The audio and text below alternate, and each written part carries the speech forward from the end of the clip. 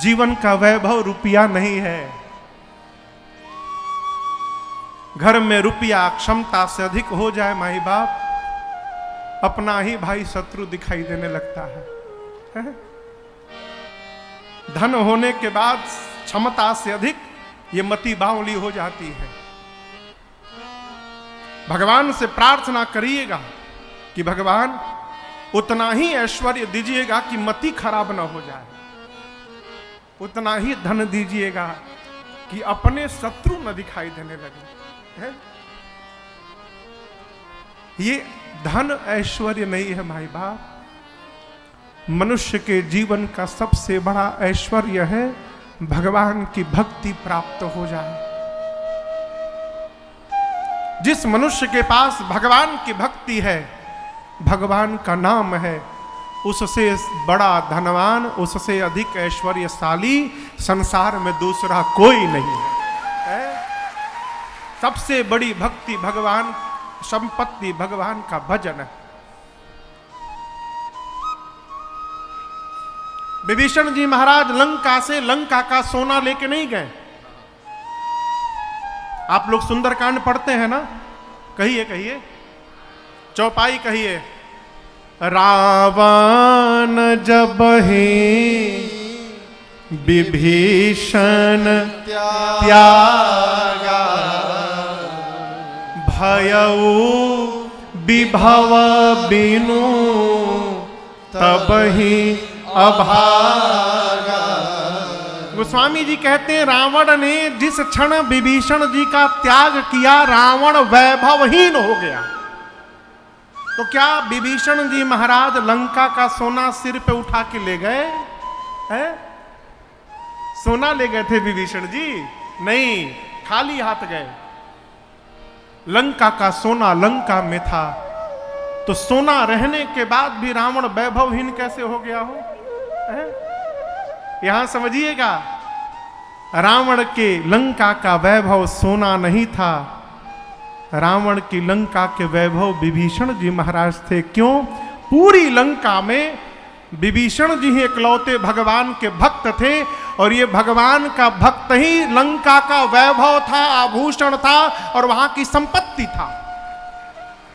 और जिस क्षण विभीषण जी लंका छोड़े, भगत के जाने के साथ ही लंका वैभवहीन हो गई हो। यहां गुरु जी कहते हैं जिसके जीवन में धर्म होता है उसके जीवन में संपत्ति आती है। कौन? परमात्मा अवतार लेते हैं।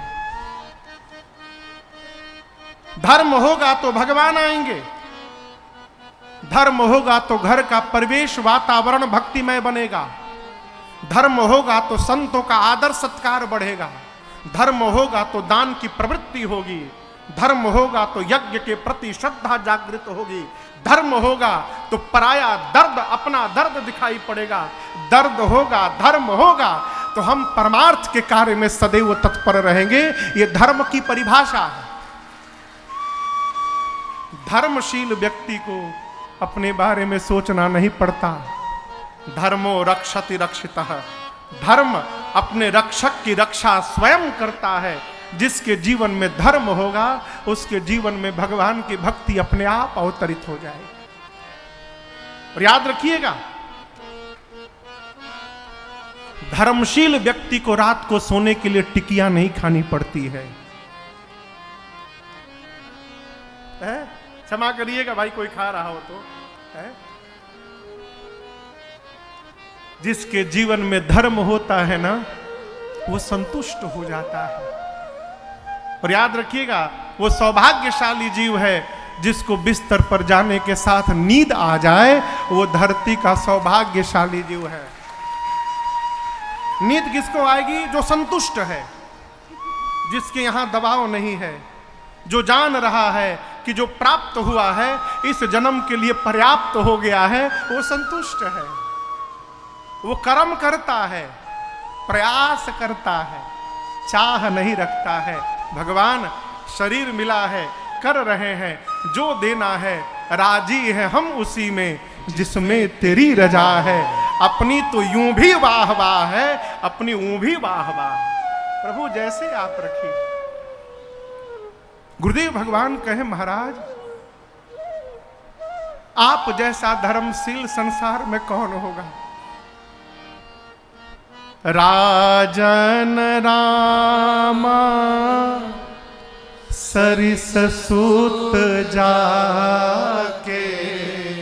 महाराज जिसके घर में राम पुत्र बन करके अवतार लिए हो, पूरे ब्रह्मांड में तुम ते अधिका पुण्य बड़का। आपसे अधिक पुण्यशाली कोई संसार में है महाराज। मैं बोलूं आपने गुरु की सेवा की, आपने संतों की सेवा की, आपने देवताओं की सेवा की महाराज, आपने गौ माताओं की सेवा की।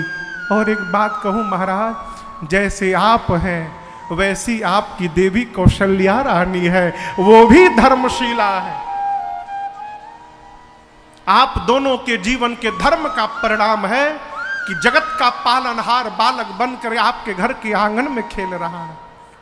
ये सुख, ये जीवन का उत्साह, ये उत्साह, ये आनंद, ये उमंग आपको प्राप्त नहीं होगा तो संसार में किसको प्राप्त होगा महाराज।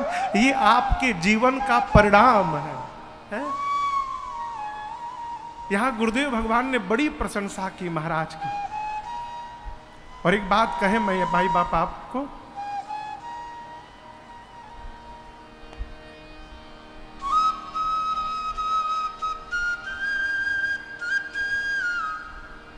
जिस शिष्य की प्रशंसा उसका सद्गुरु करे, वो शिष्य धरती पर नहीं पूरे ब्रह्मांड में सौभाग्यशाली शिष्य है।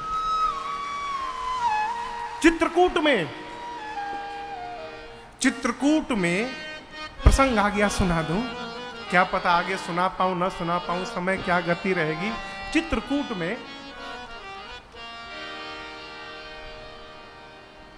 सभा बैठी है, कैसे राम जी वापस चलेंगे।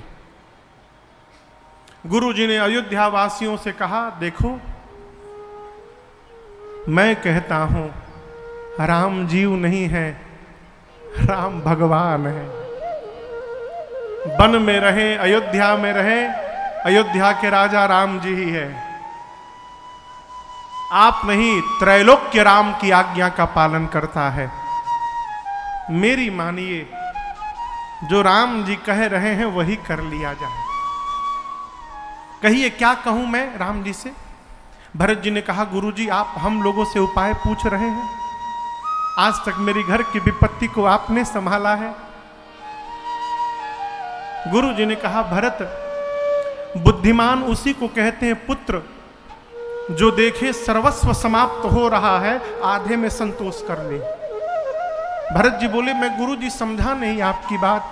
गुरु जी बोले, भरत यदि तुम और शत्रुघ्न दोनों भाई वन में रहने को तैयार हो जाओ तो मैं राम लक्ष्मण सीता को लेकर अयोध्या चला जाऊंगा, लेकिन 14 वर्ष आप दोनों को वन में रहना पड़ेगा। गुरु जी की बात सुनकर भरत जी इस प्रकार से नाचने लगे जैसे लगा मानो मरे हुए महाराज दशरथ जीवित हो गए। गोस्वामी जी कहते हैं ऐसा लगा मानो महाराज जीवित हो गए। भरत जी नाचने लगे, कहे गुरु जी अद्भुत कहा आपने, लेकिन मैं एक बात कहूं गुरु जी, आप कह रहे हैं कि 14 वर्ष मैं वन में रहूंगा तो भैया वापस चले जाएंगे। मैं एक बात कहूं गुरुदेव, मैं 14 वर्ष वन में नहीं रहूंगा गुरुजी, मैं जीवन भर वन में रहने को तैयार हूं। मैं और शत्रुघ्न लौट के अयोध्या की ओर देखेंगे ही नहीं, मैं अपने जीवन की आखिरी सांस तक वन में रहने को तैयार हूं। आप मेरे रघुनाथ जी को, मेरी मां को लेकर वापस चले जाइए। भरत जी की इस बात ने गुरुदेव भगवान वशिष्ठ जी की मति को हिला के रख दिया। सोच भी नहीं सकते थे कि एक भाई अपने भाई के लिए 14 वर्ष वन में रहने को तैयार हो जाएगा।